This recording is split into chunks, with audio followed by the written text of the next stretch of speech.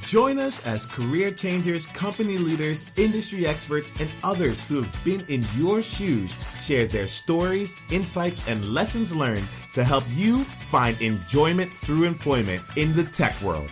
I'm Nemo Ashong, and this is the Empjoyment Podcast.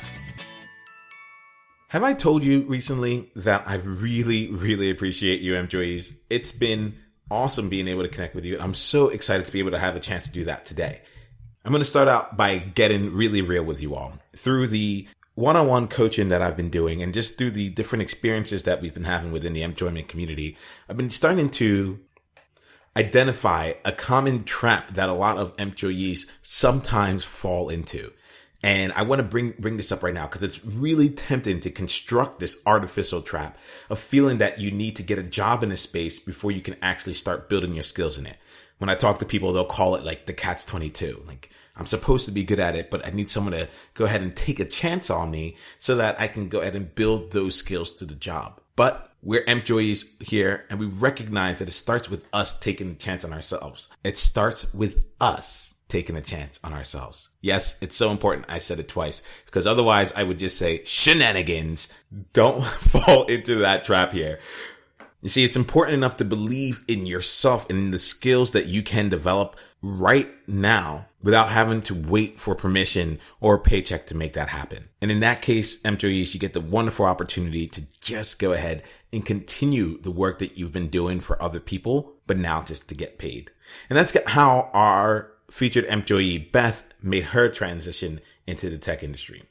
By the time Beth Awalt was ready to find employment through tech during communications and social media, she had already organized a national social media campaign on a platform and brand that had tens of thousands of followers. And the best thing about all this here, and I'll let Beth go ahead and tell you more about it in the discussion, is that she was able to do this in her spare time as a volunteer. Talk about building a portfolio. Talk about having those experiences beforehand and not falling into the trap that, quite frankly, the people around you might easily fall into. But we got your back, employees. We're going to give you actionable ways to take forward progress today.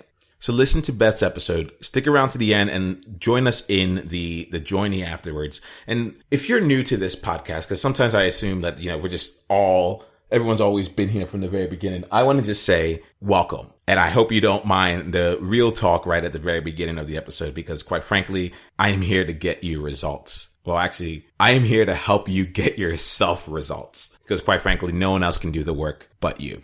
And if you are interested in doing the work, whether this is your first time listening to this podcast or this is the 24th, 25th episode that you've listened to, I'm ready to help those that are ready to help themselves. And I do it and have been doing it during the month of October through connecting with you on a one-on-one basis and taking the time to explore your possibilities and what you are looking to get out of your life and out of your career, so we can help you find the right role for you and help you craft the right path to get you there. It could be as simple as translating your experiences as they are right now to an employer, or helping you think through your own customized 3-month internship to build your portfolio, to build your skills and your network, and give you a real opportunity to be a strong candidate for any role that you set your mind to. You may never have had coaching, so you might not think that I'm talking to you, but I am. I'm talking specifically to you. If you have a dream of making an impact on the world, even if your world just consists of your family, of yourself, of your community, if you know that you want to contribute to something meaningful and you feel that you can do that in a way that resonates with you by being a part of the tech world, regardless of what role you're in, just being a part of something that is moving and growing and gives you the opportunity to grow yourself. If you're an entrepreneur on the side or looking to become an entrepreneur in the long run, and you're like, this is a wonderful way for me to learn the skills that are necessary for me to build my own business right now, well, then there's only one thing keeping you from having a powerful and personalized learning experience focused on you and your future aspirations. And that one thing is whether or not you decide to go over to empjoyment.com/coaching and letting me know that you're interested in that kind of specialized attention. I'm not always going to have the time to do this, and I'm already seeing my calendar fill up far quicker than I thought, but I really wanted to come out and say, like, if you are thinking that this is for someone else that knows more, is further down the line, someone else that is ready to apply right now, or someone that hasn't applied yet at all, let's remove those limiting beliefs, because I believe you are full of unlimited potential, and I want to talk to you and I want to help. So come over to empjoyment.com/coaching and experience a session of clarity, positivity, and action. I cannot wait to see the great results that you'll get from this and ongoing action that you are taking. Ooh, I get excited. So with that here, I'm also excited for you to benefit from Beth's conversation today. So why don't we jump on in to this interview and conversation with Beth Awalt. Enjoy. Hello and welcome to Enjoyment, where we're focused on helping people just like you find enjoyment through employment. Employees, I hope you are ready for an amazing experience because we have Beth Awalt on the show. Beth, would you like to say hello to employees? Hi, everyone.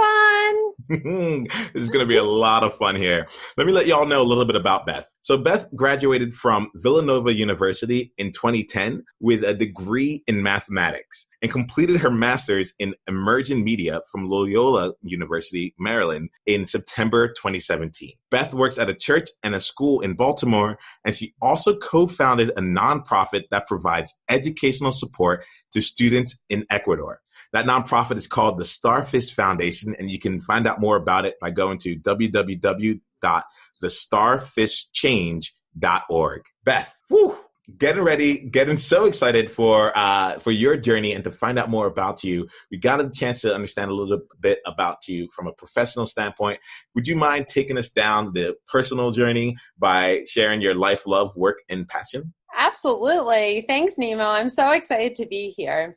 I'm so excited to talk to all of you employees because I relatively recently made my own career change into a communications role at a nonprofit. And I've been listening to the Employment podcast and really love it because honestly, podcasting is one of my life passions. I listen to podcasts every day on the way to work, but I also work in a tech role, not at a tech company. So I actually reached out to Nemo and was like, I did this career change and would have loved something like the Enjoyment podcast when I was doing that, but I'm different in some of those ways from some of the other listeners. So I'm really excited to be here.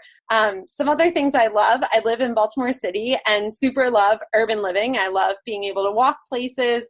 I love the Thai restaurant down the street and the sushi restaurant around the corner, which are delightfully dangerous for my wallet. I also love speaking Spanish and listening to Spanish music. I lived in Ecuador for a year, hence the nonprofit that I run in my free time. And I love pretty much anything that has to do with the Latin culture, food, music, people, language, you name it. I also do love technology. I love computers. I'm known as like the techie at work who can help with your spreadsheets or your email or anything that is beyond what I normally do in my role. But I really love technology and just discovering new tools and playing with things. And I generally love running, although I've been a little bit lazy at that recently, but I'm really excited to, be having some fall weather. I also love coffee. I volunteer with an amazing nonprofit organization called Hobie, which is how I know Nemo, through a youth leadership organization. And I just love people and connecting to people. So I'm really excited to be here and to connect with all the employees who are listening right now. Beth, we are so excited that you are here. And quite frankly, I feel like there's so much that we can at any point just reach out to and connected with you on. So we might end up doing that. And I'm happy that maybe you brought up right off the bat here, like your experience and like your part here with the transition. And part of the reason, employees, that I was so excited to have Beth on here, not only was it because of this career change, but she's just an incredible individual who, like, you've already heard some of the things that she's involved with. It's like in my spare time, I also have this other thing, this nonprofit where I'm going off and changing lives going on. And I felt like that was an important reason to have her on the show. But I also felt that it'd be great to get a perspective of, what does it really mean to be able to pursue a career in tech and, really kind of expand our own thinking on what that might look like. And I love that you're doing this in the nonprofit world, and you're and you're bringing your experiences to light here in some really meaningful way.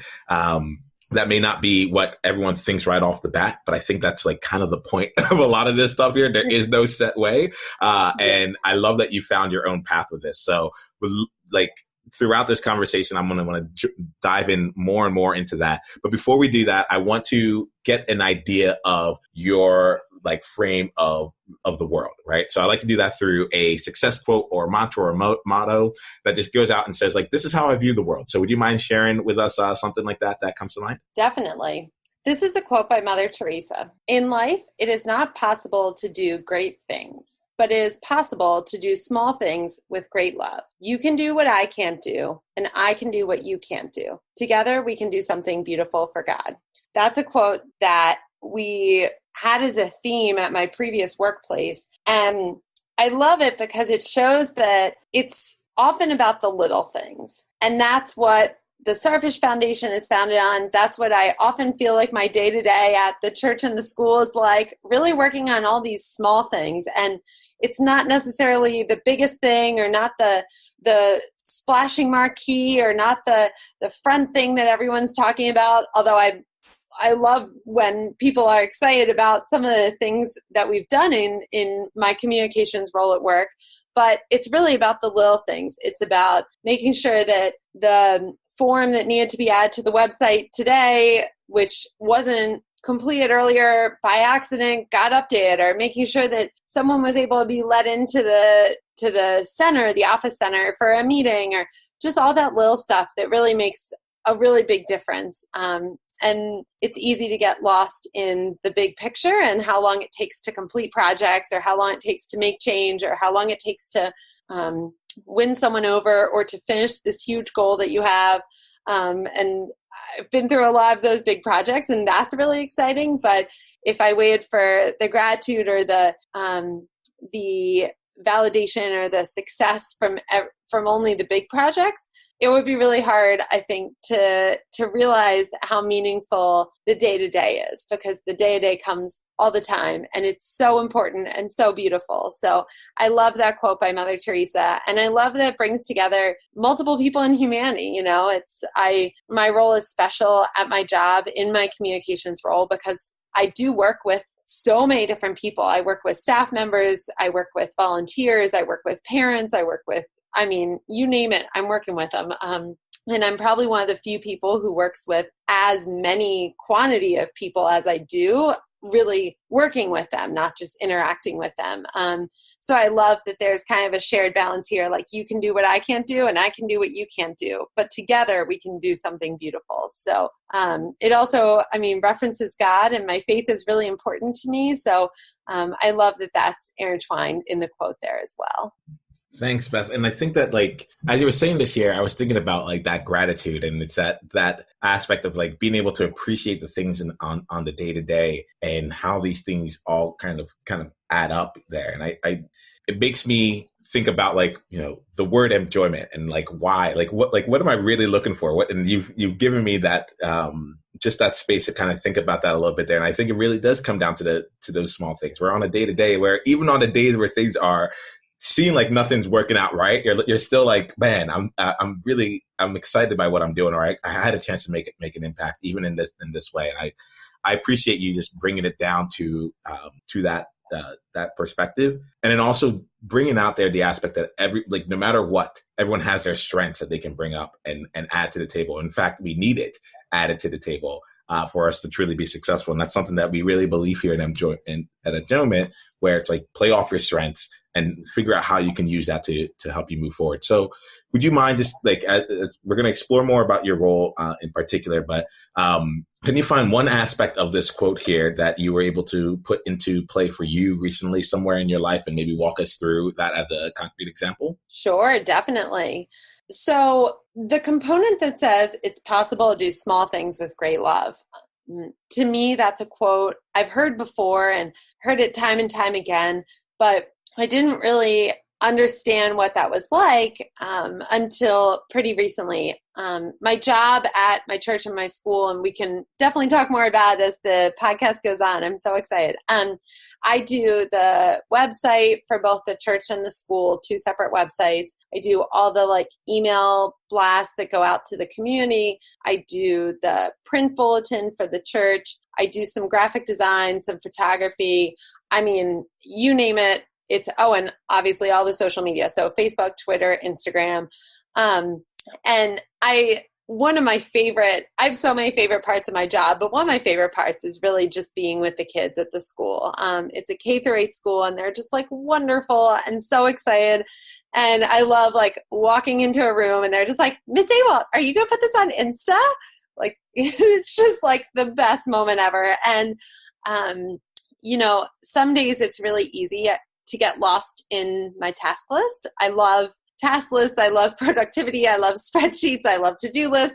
Any of those things are just nerdily so exciting for me. And if you're geeking out with me right now, being excited about that, I'm really grateful because I know that other people are as well. But that is a pretty unique love in life. And I can find it so easy to be at my desk all the time and be on my computer all the time. And there's a quote that we say at work. It's if you're having a bad day, go to kindergarten. It can't be a bad day in kindergarten. And that's definitely true. But my real jam, I love hanging out with the middle schoolers. I just think they're so fun and they're wonderful. And so my small thing with Great Love that I think is really special, we have a couple students who deliver the mail from the school offices to the church office every day and vice versa, just the internal mail. And I just love seeing the girls come by and they're just so excited. They come right to my office. They skip the mailroom and come to me first, which they do get to the mailroom. They do their job.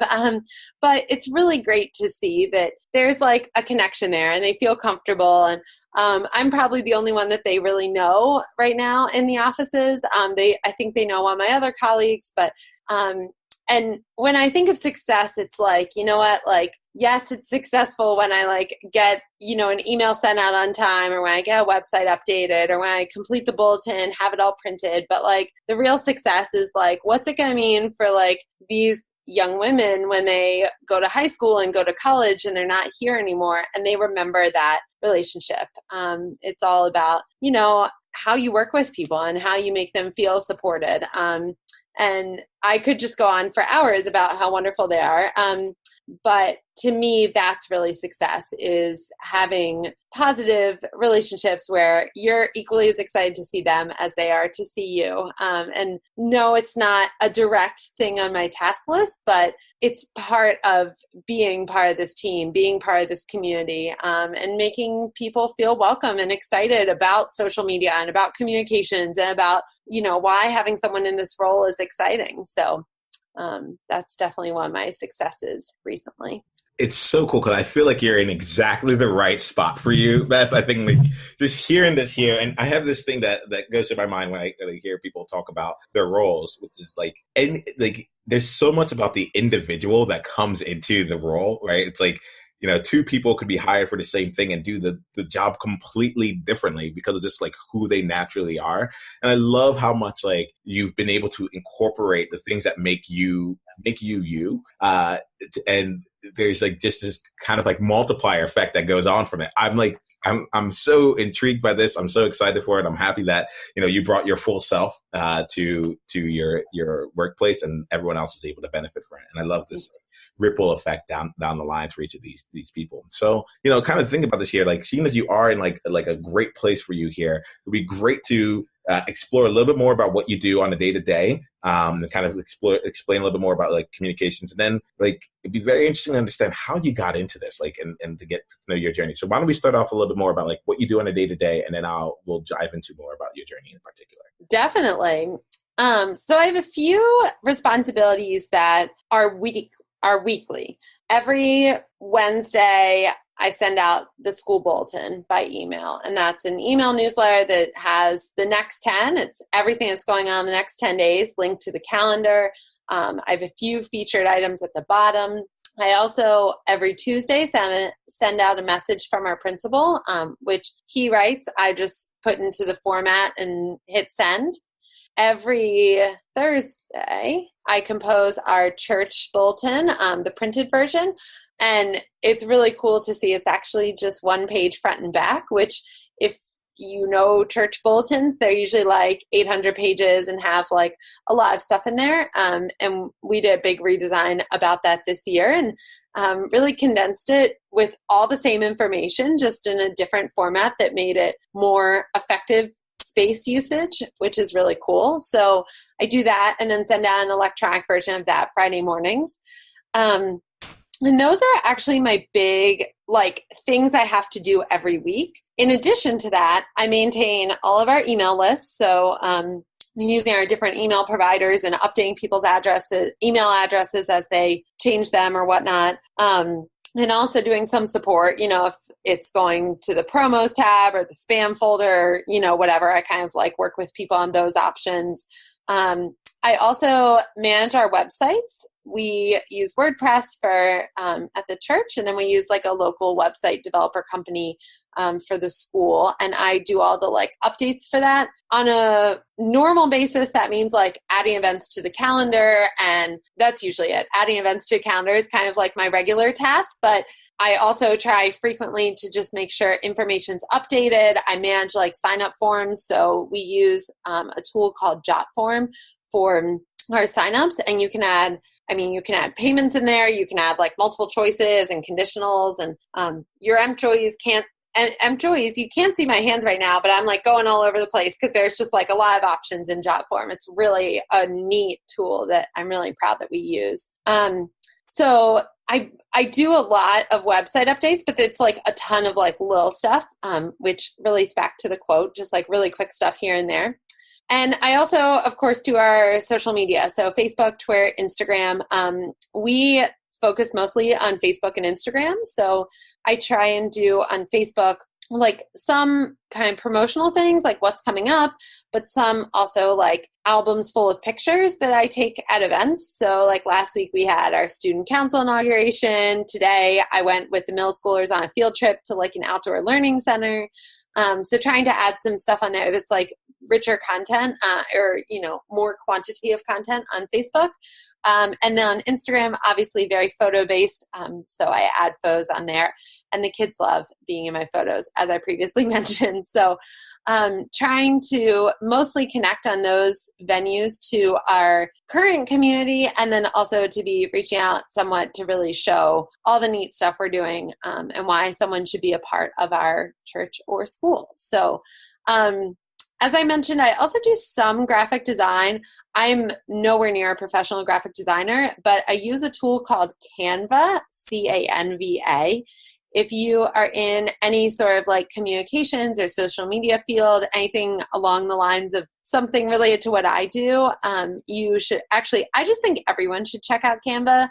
It's this amazing free graphic design tool that has all these templates and just neat stuff you can play with.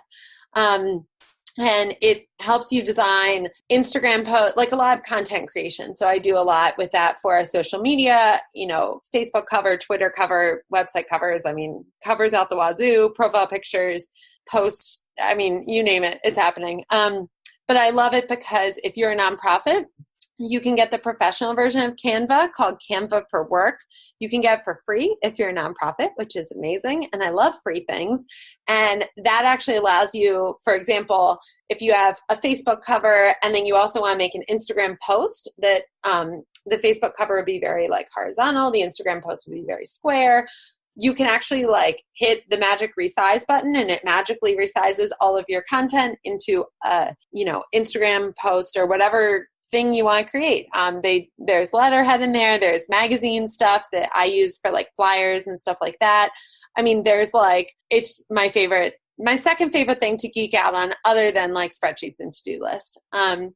So yeah, that's a lot of my day-to-day, which is really fun. And I do some enrollment, like admissions, communication stuff too. So mostly like paid advertising on Facebook and Instagram, and a lot of brainstorming about different ways to reach out and different social media campaigns and things to really reach out to potential admissions folks. So potential like new students or things like that. So yeah, that's what I do at work.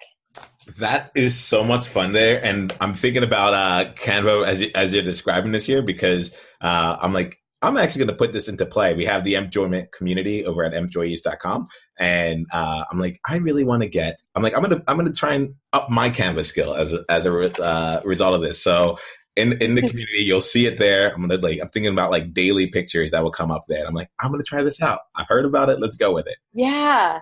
And the other tool I'll share that relates really well to Canva is Unsplash, Unsplash, just like it sounds. It's a website. It's free. And they have these amazing high quality pictures. So I often, for example, 4th of July, like I don't necessarily have a great picture of an American flag, though I wish I did. But if you go on Unsplash and type in like flag or 4th of July, you get like all these beautiful photos that photographers have kindly submitted for use for free. You don't actually need to credit. It's nice to anyway, just to be respectful to the photographer, but you don't have to. So it's really a great way to help with content creation. So that could be a cool addition as well. Thank you so much. And I think like employees out there, like I feel like, Beth, you've come right on here and you've immediately given us value that like if anyone right now is like, I want to go and do communications, I want to get into marketing, I want to be able to add some value there. Like not only do we have tools and resources, but we also have a couple of different examples of different types of projects out there. And employees, I think like, we talk a lot about building your portfolio here and being able to do different things. Beth has given us some great foundational things that we can go off and just say like, hey, look, I'm doing the work. I'd love to do it for your organization now. So it's really interesting as I was listening to this. I'm like, there's all these different skills. There's all these different things that are coming together from, graphic design, social media, and then being able to like manage the websites and the email list, and then also being able to transform it into print here as well. And I'm like, all these things are coming together. I'm like, how did she get all this here? Would you mind walking us through like your professional journey and what led us to this point? And wherever you start your professional journey would be great. We'd love to go on that road with you. Definitely. So as we talked about earlier, I went to Villanova for undergrad, and after Villanova, I did a year of service in Ecuador. When I came back from there, I was totally transformed and started Starfish as a volunteer, and still technically work for Starfish as a volunteer, even though I'm co-founder and co-director. And I've always done that as a side project. I oversee the development, communications, kind of all the behind the scenes operations stuff for that. And my co-founder does more of the programming, direct work with the students and our staff. So since 2011, since we started Starfish, I was the first one doing our communications, and it started from an excitement for social media. And I was just like, well, I'm just going to like play around with social media, and like, you need to have a Facebook if you're doing, any sort of organization or any sort of cause. And it kind of started to steamroll after that. I've always loved technology. My dad worked in technology and really always got me on a computer, teaching me how to Google things, teaching me how to use new stuff. And I've always loved taking pictures as well. So when I think about it, really, some of these interests lie pretty young in my life, but I wasn't ever thinking about it in that way. In 2012, I started working for a nonprofit here in Baltimore and worked for them for 4.5-ish years, I guess, mostly doing volunteer management. And in that time, I realized I was becoming really passionate about telling people, like, if you want to recruit volunteers, you need to connect with your volunteers. And all the examples I was giving were like communications related, but I didn't realize it back then. So, since 2012, I was doing stuff for Starfish, but I was also doing stuff for, my previous job in, I learned how to do the email templates for work, and I would like send out the emails myself so that volunteers knew what we were doing and how we were serving our clients and how we needed their help.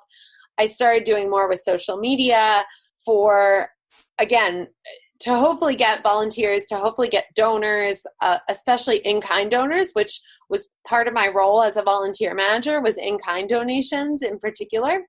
And I really just started to kind of grow excited about it. And Loyola has a undergrad public relations major that had a capstone project that reached out to me and was like, oh, like, you know, we'd like to partner with a local nonprofit. Can we partner with you? And I think I partnered with them like 2 or 3 times for my work, and then maybe like once or twice for Starfish. After maybe the first or second semester partnering with them, I was like, I really like the work that they're doing. And by that point, I had discovered Canva and I was creating my own graphics. And sometimes I was more excited about the graphics I made than the graphics they made. No, you know, all the students are wonderful and did a great job. I just had a vision of what I wanted. And I was like, wow. And along this line, around the same time, I was volunteering a lot for Hobie, the youth leadership organization I mentioned earlier, where Nemo and I met, and was doing a ton of social media stuff for them. Hobie has a lot of volunteers that are based everywhere, just like Starfish does. So a way for Hobie folks to stay connected is through social media. And I'm really proud that in 2013, I guess, spring of 2013, my friend and I came up with this idea to start like a campaign, Excited for Hobie. And it's like still something I see all these really young volunteers do, like hashtag Excited for Hobie. And I know that might sound like a normal hashtag, but like we had like a nationwide like social media splash, and it was just awesome. And that was kind of all happening around the same time. And I was just like, wow. And so I realized I'm talking about a lot of like things that are happening at the same time, but in different places. And I think that's really important for you all, employees, to understand that for me, it wasn't direct. Like to be honest, I never really knew the value of a communications role. I never really understood that there was a job like mine that I could get into. I never had any friends really that did something quite like this, I don't think, or at least not that I remember. So clearly it wasn't someone I was close enough to that I was talking about all the time or whatnot. But this is my encouragement, is that I was doing all these things and all of a sudden I was like, wow, that is exactly what I want to be doing. So I connected to this professor, and to be honest, and Loyola knows this, I just love Loyola, Loyola University, Maryland. And it's in Baltimore, which I love. They do a lot of awesome service work in the community. So I actually just really wanted to be a Loyola alum. So I just Googled what are the programs that Loyola offers for masters? And they have this awesome program that's an emerging media program. And sure enough, they had an info session 2 weeks later, and it was a night I was already going to be at Loyola for a meeting later. So the info session fit right in, and I was like, oh, it's meant to be. And I walk right in and I see the professor there that I'd partnered with in the PR class. It was just so meant to be. There's no doubt about it in my mind. But I really just started to explore, what does this look like? And I kind of just took it day by day. I was like, well, I'll apply for the program, the master's program. It's an online program, which is amazing. I highly recommend it. If any of you employees are interested, please reach out. You can find me on LinkedIn. It's an amazing program. But I love it because it's all online. So they add in all these awesome tech tools and all this stuff that's really, really nifty and trendy and totally 21st century learning, which is great. But also meant that I could do it on my own time. So there were deadlines, but I didn't have to be in class at a certain time. There's 2 classes you have to take in person, but it's over the summer for a really short period of time, concentrated. So it's a lot easier to manage than a lot of master's programs. And about halfway through that program, I was kind of ready to leave my previous job and was like, well, this is the time to do it. I'm going to start looking for communications roles. And I knew I had enough in my portfolio from Hobie and Starfish and my previous job to prove to someone that all my previous work plus my innovation and my skills, plus my master's that was like, probably 2/3 complete by then, was enough to get me the kind of job I wanted. It did take me a little while because by that point I was like 5 or 6 years into the workforce, but it was my first time in a formal communications role. So I did struggle with that somewhat, that like I was looking for more than an entry-level job, but like I often didn't have quite the experience for something that was like a 5-year of experience job. Like I didn't have 5 years in the communications field, but people were really excited to see the work that I had done and to hear my ideas and to hear what I had learned from different experiences I had had. So about a year and a half ago, I started this job, and I just like, I'm so happy to go to work every day. And even when it's hard, and like, there are days when it's hard and there are days when it's like not good, or not as exciting, I should say, but it's still overall, like, I love my job. I love what I do. I love the people I work with. And that's how I know it's a great space for me. It's funny because I think about my role and like having that aspect of like, sometimes this thing is really challenging. Sometimes it's really hard. And the fact that like, it's funny. It's like at the same time, there's still like a smile on the face, or the fact that like, I don't know how it was for you, but like I would have coworkers that would come up and I would just be serious. And I'm a smiler. I'm joyous. I'm not sure if you can tell. But like, they're like, ooh, Nemo, you're getting something done right now because you're in a completely different space. And like, to be able to look back and say like, yeah, like that still brought me joy. It was hard work. It was not an easy time, but it still brought me joy. I think like this is really a testament to how you just really allowed yourself to find yourself through this experience. And as I was listening, it was really cool because it really wasn't linear. Like you had said from the beginning, but it was just like you put yourself out there. And I thought one thing that was coming to mind was that you were like taking these actions, and through these actions, it was like starting to uncover more and more of that. Would you like, is there anything you'd like to like expand upon that? Oh, definitely. Well, I think what was so powerful to me was that the work that I'm doing now, I've done all these things before in smaller or slightly different ways. So I didn't even mention, around the same time, I actually created a website for the dance. I danced in high school, and like we used to send out like these like PDFs. They were like 6-page typed PDFs, like 6 full single-spaced Word document style PDFs. Like it was just like so much information. And I really lobbied our director hard. I was like, this program needs like a website. We need a website. So I created that website from scratch and like put in all the information and, tried to have different conversations, or did have different conversations with people. So what I find interesting is like, if I look now, and when I was applying for jobs, I brought all this stuff with me. I was like, I've done website editing before. I've done email campaigns before. I've done social media campaigns. Like I've done all this stuff, but I actually never found it all in the same place. Like it was kind of like all different things in different organizations. And I love volunteering. I love working in the nonprofit field. All you employees can probably tell that already. But I think it's really neat because it's given me the chance to like try out something, but not get too overly committed if I'm just trying it out. And if I didn't know, because I didn't know. And most of the time I found these things because I got excited about a need and my idea of what a solution was and hoped I was right. And often it worked and sometimes it didn't, but it overall turned out pretty well in the end. But with the website, for example, for the dance program, it was like, I just wanted to focus on that. And like, I don't think they even still have a Facebook page. I could be wrong, but like, I was like, you know what? I'm just going to focus on the website. And like with Hobie, with the Excited for Hobie campaign, I was like, let's just focus on social media. Like, so it gave me a chance to kind of dip my toe in a bunch of different things with a bunch of different organizations. So I could also learn from different people. I learned from a ton of mentors in all these roles along the way that were really helpful in offering different advice as well. So. when I'm hearing this here, it makes you think a couple of different things, but I'm thinking about the parallels to my own experience here. Cause, as a career changer, I went from actuarial work to being on a learning and development team.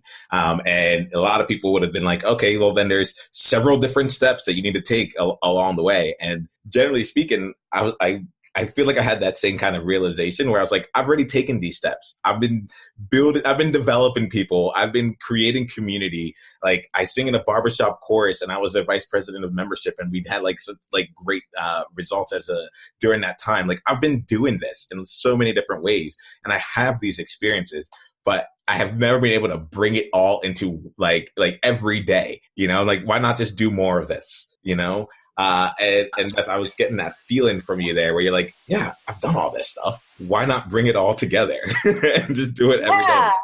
Oh, for sure. And it's awesome to see that there are spaces you can innovate. And that one of the cool things is I've never actually had a job that someone else has been in my position before. Every position I've been in, and I guess you'd kind of count 4-ish plus starfish, 3, 4, somewhere in there.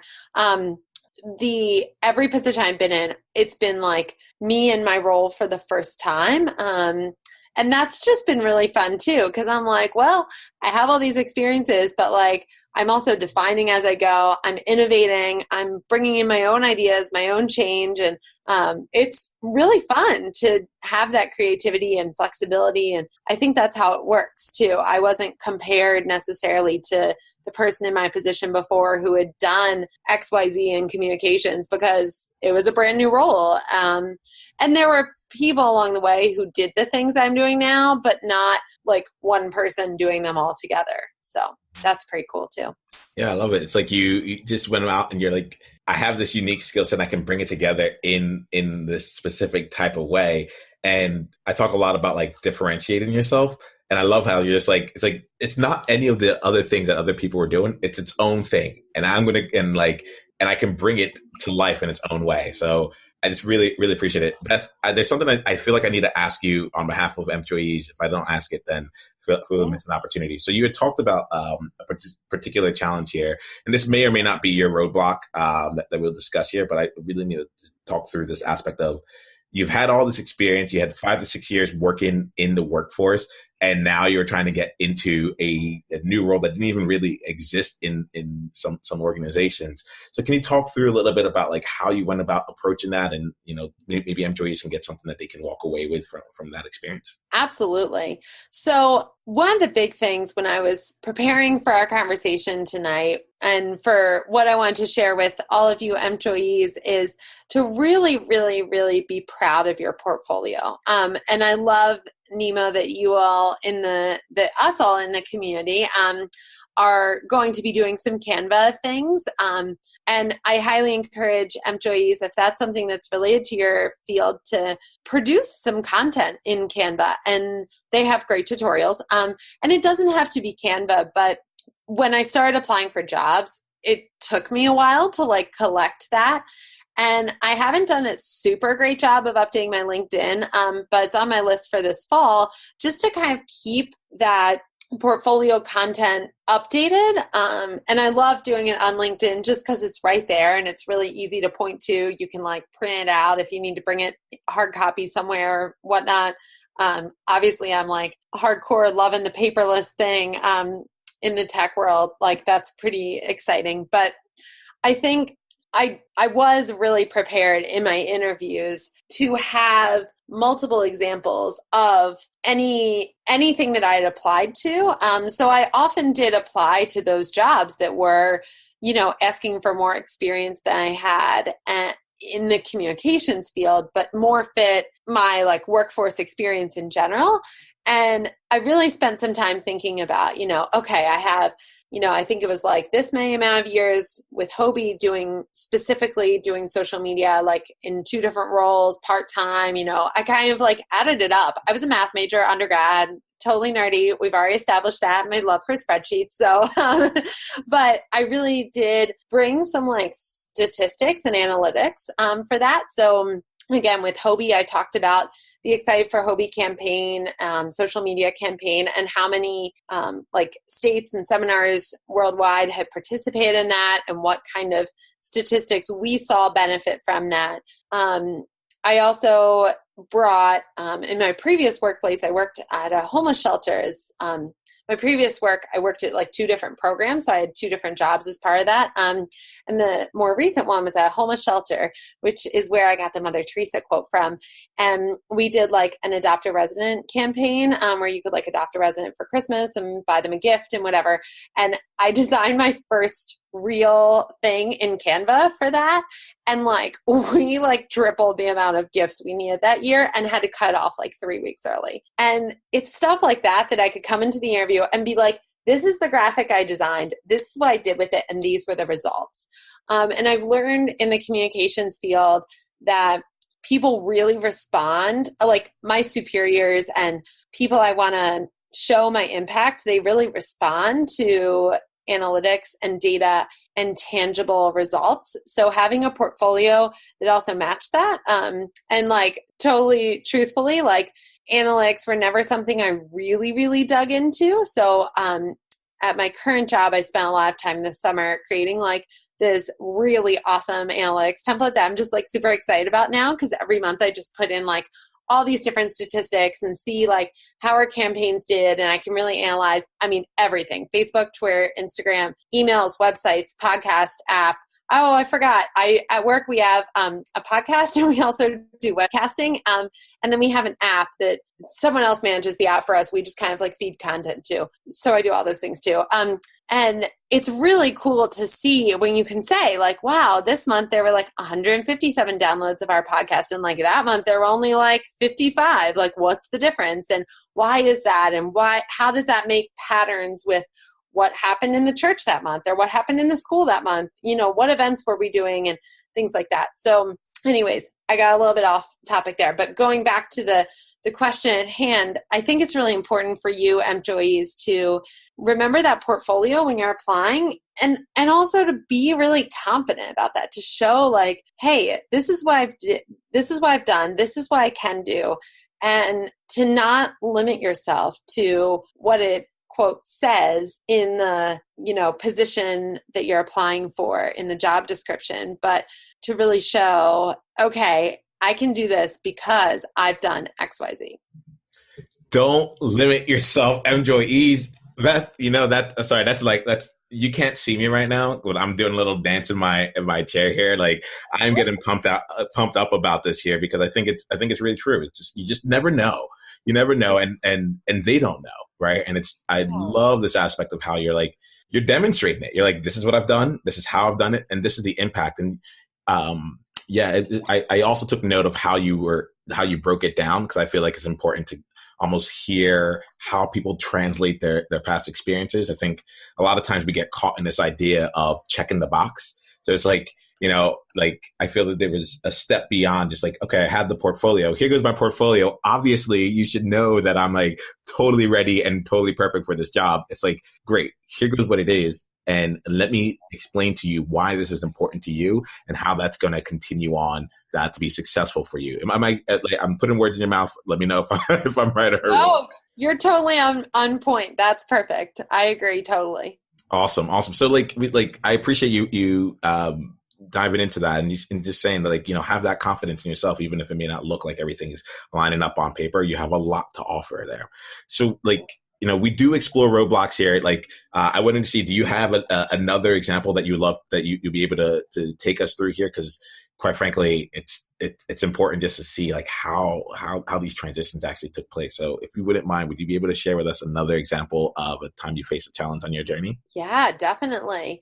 I mentioned a little bit earlier about our church printed Bolton, but I want to dive more into this because this was a huge project. And to give you all employees some background, at many churches, there's usually a bulletin every week. Most of the ones that I see are like 6-8 pages, and it's just like text. text, and it's like black and white and just like text, inconsistent fonts. I mean, old pictures, like just stuff that, clip art. And I'm just like, oh man. And everyone kind of like jokes about the Bolton. But it's just kind of the way it is. And it makes me actually like kind of sad, because in talking to a lot of pastors of churches, they're like super, super, super like talking about the Bolton, like putting all their important information. Many of them write letters every week. And I'm like, oh my gosh, you have all these people who are spending all this time and energy on the Bolton, and then you have all these people, and like, is anyone reading it? And when I started at my current job, the first thing I did was establish a brand, and I just like picked fonts and colors. Well, we had a logo, so I picked the colors from that, and then I picked fonts, like sent around to our staff, talked about it at staff meetings, explained why it was exciting, because it's really exciting to me. And I just tweaked things in the Bolton, so there were like some updated pictures and whatnot.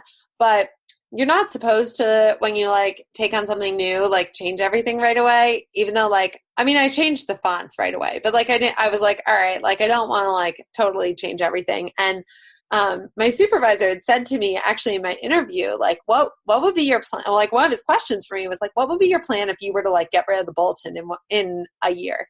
And I was like, oh, wow, like what a question, like what a modern question. But like, to be honest, I mean, Pope Francis talks all about like environmentalism, and like, I'm just like, okay, well, Pope Francis is totally in for like using less paper.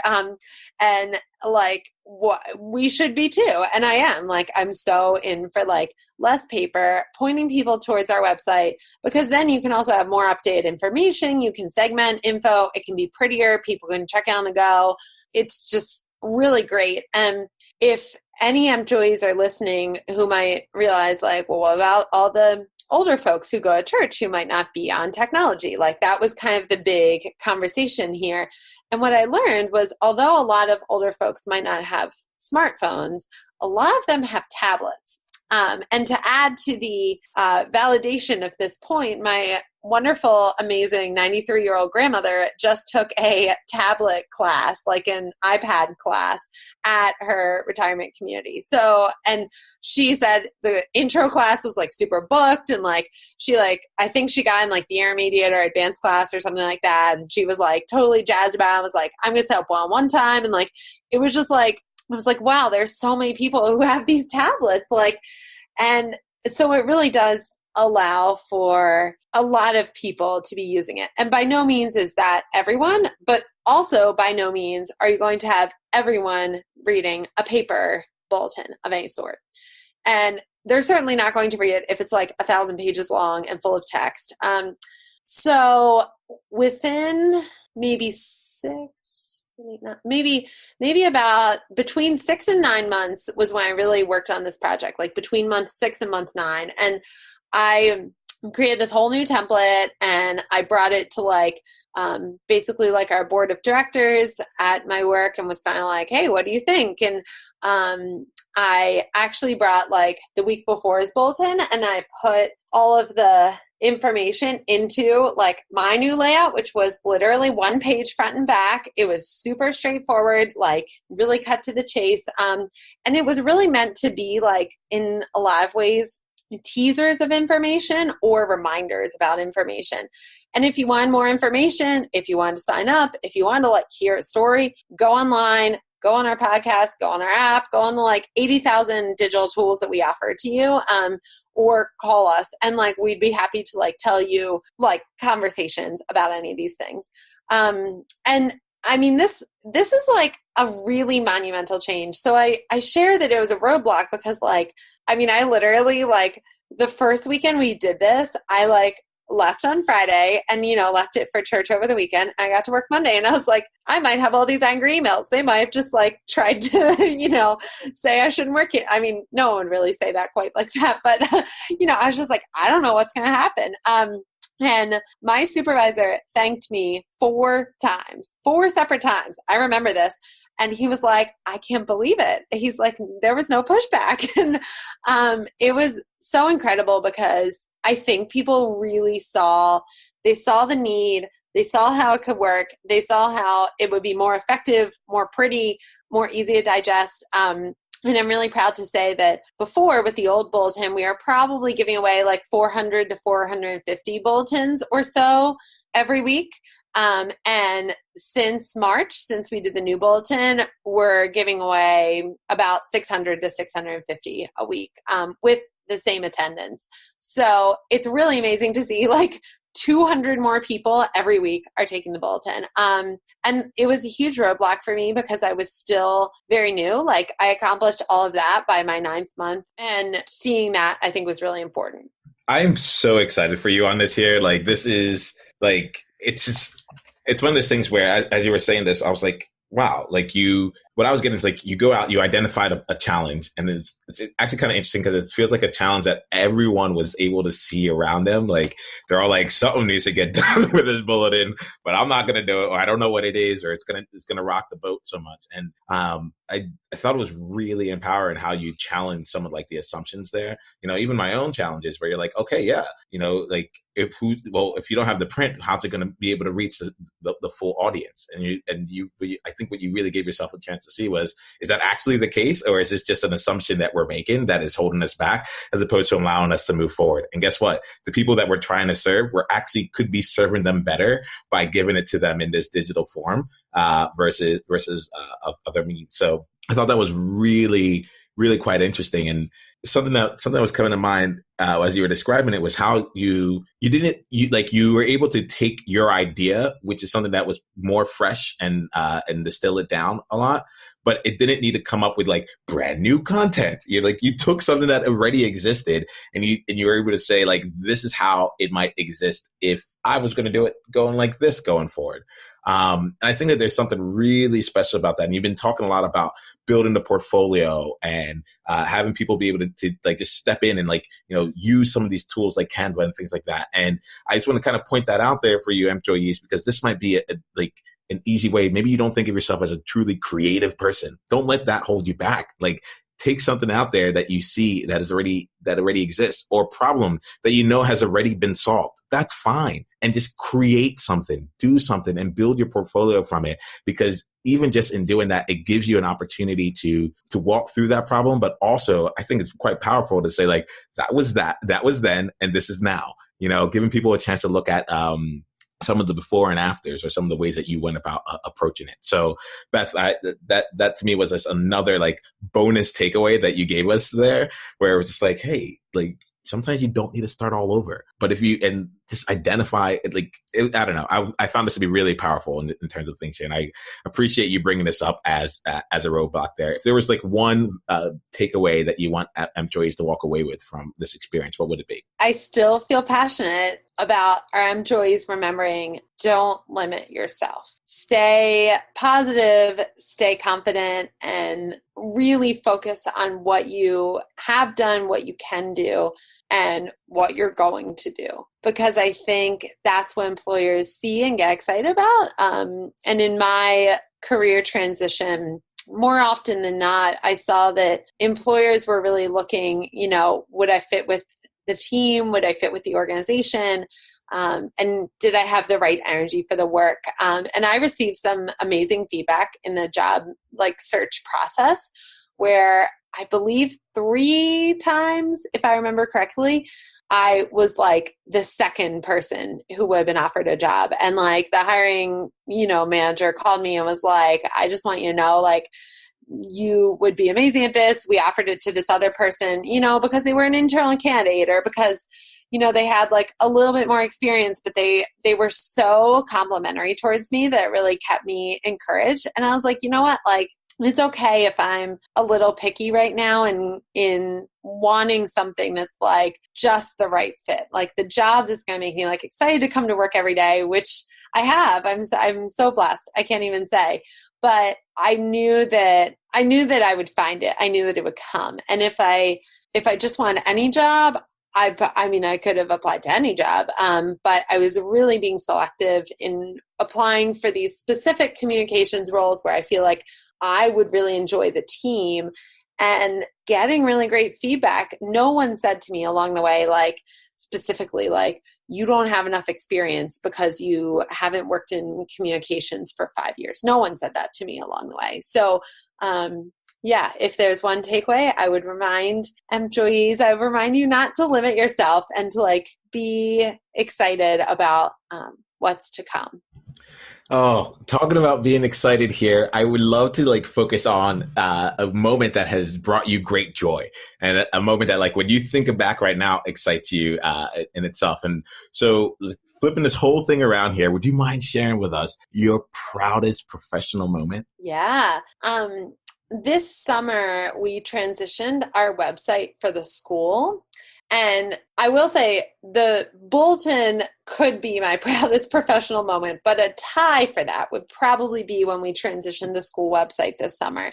And our old website provider had some limitations that like really limited us from what we could edit. Like we just couldn't edit things. So the website, I mean, you couldn't edit like the pictures on the homepage. Like it was weird. I was like, I don't understand what was supposed to happen here. But I actually did not do the school website my first year at my current job, and instead took it over when we did the transition this past summer.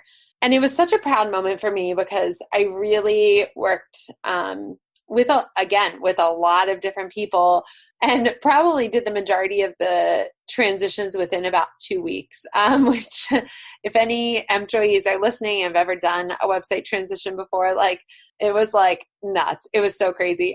But it was really fun because the more I kept doing stuff, the more I was like, oh my gosh, like there's hardly anything on here about this program that we do, or like that program is totally like all the text is outdated, or like this picture, like these kids are now like seniors in high school, you know, just all this stuff that I'm just like, wow. And more than that, people kept emailing me and being like when I would ask for feedback, like, oh, here's what's on the website right now, can you update it? Someone would email me back and be like, where'd you get this from? And I was like, the website that's still currently up, actually. And I didn't realize either, you know, we didn't have someone in my position before that to be able to do really full updates and things like that. We did have one of my colleagues who was doing the website updates, but not in the same way it is now. And it was just awesome. It was so, so, so exciting to see the launch, to keep watching the statistics, to keep hearing from particularly the parents at the school and the staff who like know where to find things, and they like want stuff on the website because they know that they're going to go there to look for stuff. And like just they're subscribing to our calendar, and they're like referencing like, oh, so-and-so, like this event is on the calendar. Like, what is that? And I'm like, you're looking at the calendar. It's so exciting. So I appreciate you bringing this up because it's like one of those things that I think can get lost in the day-to-day. Like, oh my gosh, there are like 15 website updates I have on my to-do list right now. Like I'm hoping to get them done by the end of the week, which would be great. But it's really a beautiful project, a great tool, and I'm really proud that we were able to do it, and that we were able to do it in a way that's exciting for our community. Congratulations on that. And I can just imagine like starting to see the emails come in and really knowing that like the impact that you have made is really translating to other people. So that's a great place to be. And I think I'm so happy that you shared this moment with us. I would want to see, as we wrap things up here, I want to give you a chance here to talk a little bit about like some of the things that are happening for you right now, and some of the things that are that excite you both in professionally or just kind of overall. Like for Beth, like where are you right now, and what excites you, and maybe something you can share with employees. Sure. I'll share a couple things. I am really excited about continuing to find new podcasts because I just love listening to podcasts. They make my commute really great. They also afford me a little bit of assistance in like decompressing my day at the end of the day. So I've really appreciated, like, I have about a half-hour commute, and just like listening to a podcast on the way home is like a really great way to decompress and kind of like detach work from home. So I'm really excited about just continuing to find new podcasts. I've loved listening to Empjoyment, so that's been one of the new ones I've been really jazzed about. I'm also really excited. We have a bunch of stuff that's super exciting coming up for Starfish. We're actually already planning for our big annual event, a dinner in Baltimore on April 21st, which seems like forever away, and at the other hand seems like 10 seconds away. So that's wild. But already starting to plan for that. And I'm also just really excited about the fall and about like a lot of things that happen in both the church and the school, like in my kind of professional world, that are very fun fall activities. We have like a bunch of different like service projects we do with the middle schoolers.